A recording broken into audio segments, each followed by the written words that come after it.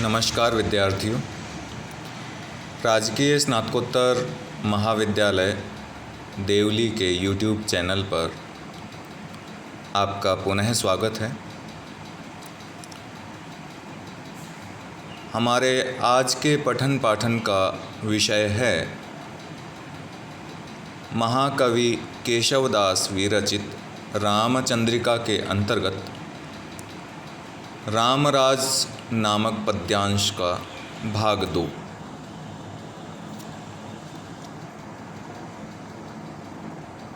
यह पद्यांश आपको स्क्रीन पर दिखाई दे रहा है। आइए सर्वप्रथम इस राम राज्य भाग 2 नामक पद्यांश का सस्वर वाचन करते हैं।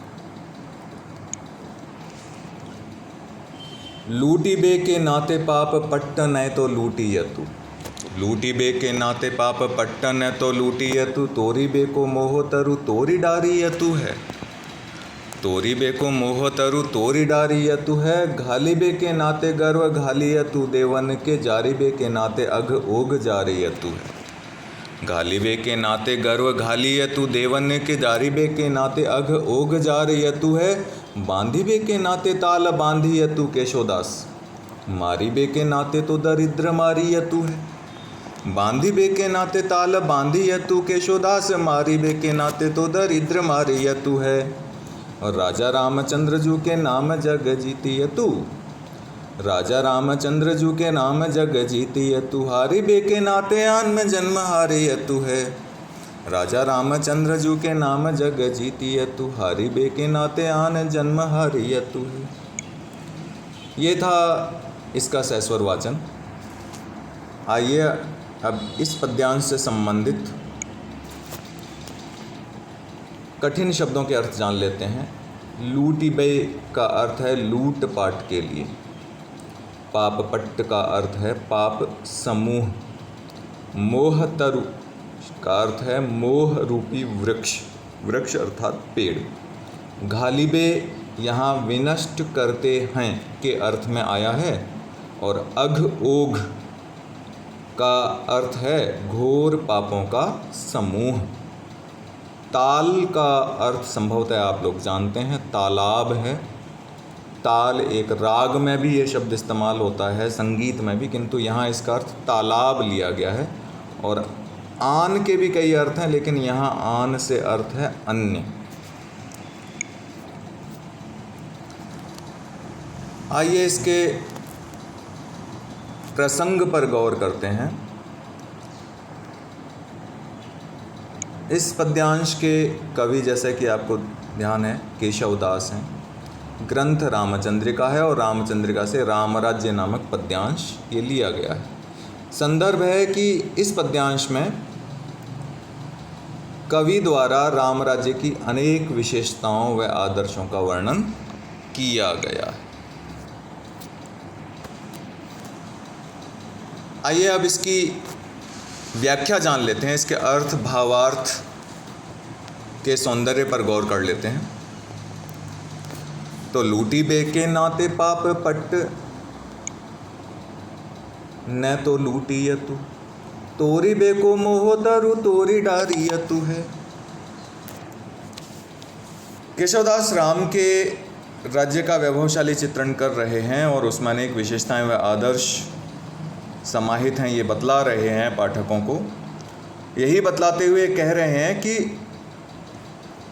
राम राज्य में या आदर्श राजा राम के आदर्श राम राज्य में जनता में लूट मार नहीं होती। वहाँ लूट पाट नहीं होती। एक व्यक्ति दूसरे को नहीं लूटता है। अगर लूटना ही है तो वहाँ के लोग पापों के समूह को लूटते हैं। लूटी बे के नाते पाप पट्टन है तो लूटियतु, अर्थात वे पापों को दूर करते हैं और वहाँ के लोग पुण्य आचरणशील हैं, अच्छा आचरण करने वाले हैं। तोरी बे को मोह तरु तोरी डारी यतु है। और राम राज्य में लोग अथवा प्रजा किसी के हृदय को नहीं तोड़ते हैं, किसी का दिल नहीं तोड़ते हैं, किसी का मन नहीं दुखाते हैं। यदि उन्हें तोड़ना ही होते हैं तो क्या तोड़ते हैं? अपितु वे सांसारिक माया मोह रूपी वृक्ष को तोड़ डालते हैं। मोह तरु तोरी डारियतु, घाली बेके नाते गर्व घालियतु, देवन के जारी बेके नाते अग ओघ जारियतु है। घाली बे अर्थात विनष्ट करते हैं, विनाश करते हैं, नाश करते हैं। कि राम राज्य में रहने वाले लोग, वहाँ के प्रजाजन किसी के जीवन का विनाश नहीं करते या किसी को नीचा नहीं दिखाते हैं। वे क्या करते हैं? घाली बे के नाते गर्व घालियतु देवन के। यदि उन्हें नष्ट ही करना होता है, विनाश ही करना होता है, नीचा ही दिखाना होता है, तो वह देवताओं के गर्व को ही अपने पवित्र आचरण से नष्ट करते हैं। अर्थात उनका आचरण देवताओं से भी उत्कृष्ट है। और जारी बे के नाते अघ ओघ जारियतु हैं। और राम के राज्य में जो जनता है वो आपस में विद्वेष रखकर किसी के घर को नहीं जलाती है, किसी के घर को आग नहीं लगाते हैं। यदि उन्हें जलाना ही होता है तो वे क्या करते हैं कि वे तो पापों के समूह को, भयंकर भयानक पाप, अघ ओघ, इन भयानक पापों के समूह को ही जलाते हैं, उन्हें ही जलाने की चेष्टा करते हैं। अर्थात वहाँ रहने वाले मनुष्य पुण्यशाली हैं, पुण्यकामी हैं, पापों से दूर रहते हैं, पापों के समूह को जलाते रहते हैं। बांधी बे के नाते ताल बांधियतु केशोदास। और वहाँ के लोग किसी को भी, या वहाँ के राजा द्वारा किसी को भी बंदी नहीं बनाया जाता, बांधा नहीं जाता, कारागार में बंद नहीं किया जाता है, जेल में नहीं डाला जाता है। यदि बांधा ही जाता है तो क्या बांधते हैं वहाँ के लोग? केशवदास कहते हैं कि अपितु वहाँ के लोग अपनी खेती की समृद्धि के लिए, अच्छी फसल प्राप्त करने के लिए, कृषि में ज़्यादा उपज प्राप्त करने के लिए बड़े बड़े तालाबों पर बांधते हैं, तालाबों को बांधते हैं ताकि उसका जल वो उपयोग में ले सकें। मारी बे के नाते तो दरिद्र मारियतु है। और चूँकि वहाँ के लोग, जो राम राज्य में रहने वाले जो प्रजाजन हैं, वो उन्हें कभी भी राजा के द्वारा मृत्युदंड नहीं दिया जाता है, किसी को भी मृत्युदंड नहीं दिया जाता है। भावार्थ क्या हो गया? क्योंकि वहाँ के लोग अपराधी नहीं हैं, वहाँ अपराध के कारणवश किसी को मौत की सज़ा नहीं दी जाती है। यदि किसी को मारना ही है तो वहाँ तो गरीबी को ही मारा अथवा दंडित किया जाता है। मारी बे के नाते तो दरिद्र मारी यतु है। राजा रामचंद्र जू के नाम जग जीती यतु, हारी बे के नाते आन्म जन्म हारी यतु है। और कवि केशवदास क्या कह रहे हैं कि राजा रामचंद्र जू के नाम जग जीतियतु, कि राजा राम के राज्य में किसी को भी जीत कर अपना दास नहीं बनाया जाता है। दास प्रथा है ही नहीं, कोई किसी के अधीन है ही नहीं। अपितु राजा रामचंद्र के नाम से तो सारे संसार को जीता जा रहा है। अर्थात पूरे संसार में राम के नाम की महिमा का बखान हो रहा है, गान हो रहा है, और उसी से मानो संसार को जीतने की भावना सर्वत्र फैली दिखाई दे रही है। हारी बे के नाते आन्म जन्म हारियतु हैं। और राजा राम के राज्य में कोई किसी से हारता नहीं है, अपितु वहाँ तो दूसरे जन्म को हराने की भावना रहती है। अर्थात लोग अच्छे कर्म करके इसी जीवन में मोक्ष प्राप्त करके सांसारिक आवागमन के चक्र से मुक्त हो जाते हैं। उन्हें दूसरा जन्म लेने की आवश्यकता ही नहीं पड़ती, वे पुनर्जन्म ही नहीं चाहते हैं और इसीलिए वे सांसारिक बंधनों को हराने की भावना रखते हैं ताकि उन्हें दूसरा जन्म लेना ही नहीं पड़े, इसी जन्म में मोक्ष प्राप्त हो जाए।